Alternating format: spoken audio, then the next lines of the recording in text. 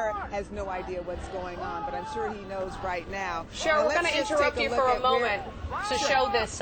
We want to show this chopper shot that you're referring to so that we can get a closer look at it. This is the bus that we've been talking about. Now what's happened is some of the protesters have actually, as you can see, gotten in front of it. They are laying down in front of the bus, blocking the passage of the bus with the Tibetan flag draped over their bodies. About 6 protesters right now, then surrounded by another group of protesters. I think it's hard to tell what they're thinking, but the thought may be that they think that there are some perhaps either dignitaries or torchbearers on this bus, and they're trying to block their passage over to McCovey Cove.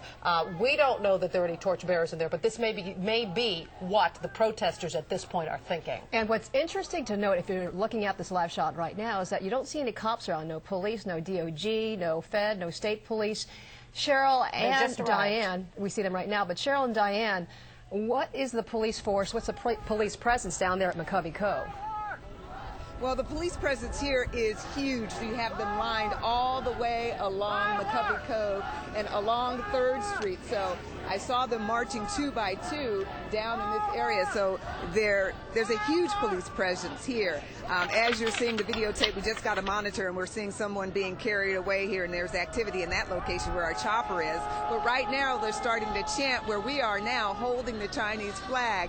It seems as though simultaneously they see Cheryl, what's going on there. Cheryl, yes. We need to interrupt you because we're looking at that live shot once again along the Embarcadero. Some people there, some protesters, are being detained, put into custody by police. We don't know where they're taking them right now, but they have arrived on the scene where that bus is. Motorcycle cops, as you can see, taking some people into custody.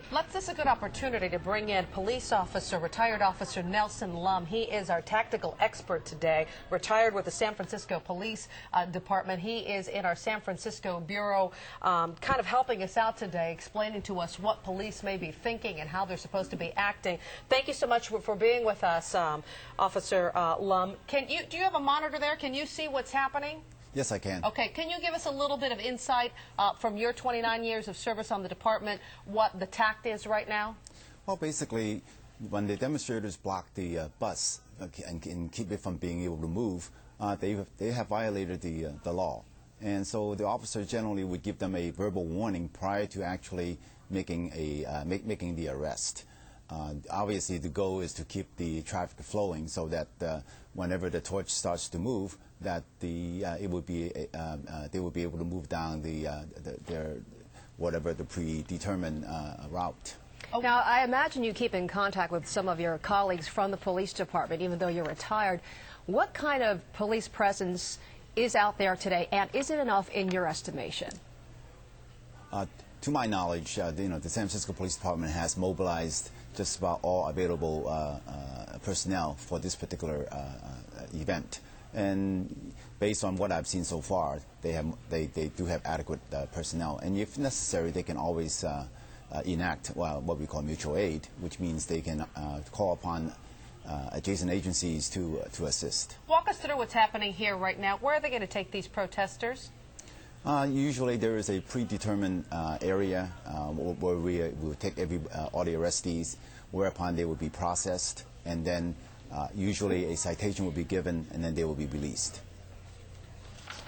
All right, Mr. Lum, we have to interrupt you. Thank you very much for joining us right now. We'd like to switch over to the opening ceremony, which is beginning right now. Take a listen. This flame are extraordinary symbols of peace, of unity, and what the Olympic movement stands for. The Olympic movement is one of the greatest forces for good that our society has. And it is a great privilege and honor for us in the city of San Francisco and in the country of the United States of America to welcome it to our shores and to this land.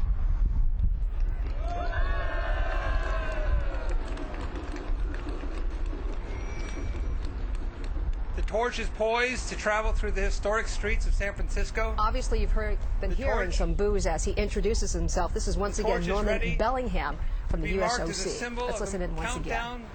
To the 2008 Summer Olympic Games in Beijing, China.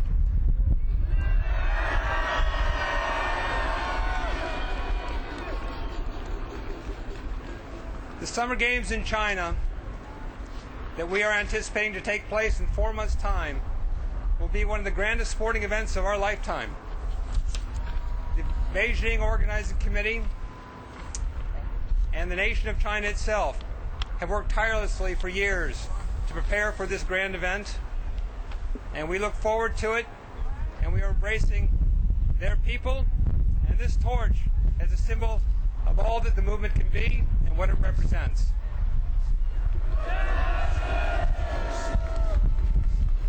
The city of San Francisco is chosen not by accident, but because it is a beautiful city that represents so much of what we in America are proud of. It is a diverse population that celebrates tolerance. It is also a city which has raised many of our most prominent Olympians. And we believe that the Bay Area here will serve as a training ground for many of our future Olympians in years to come.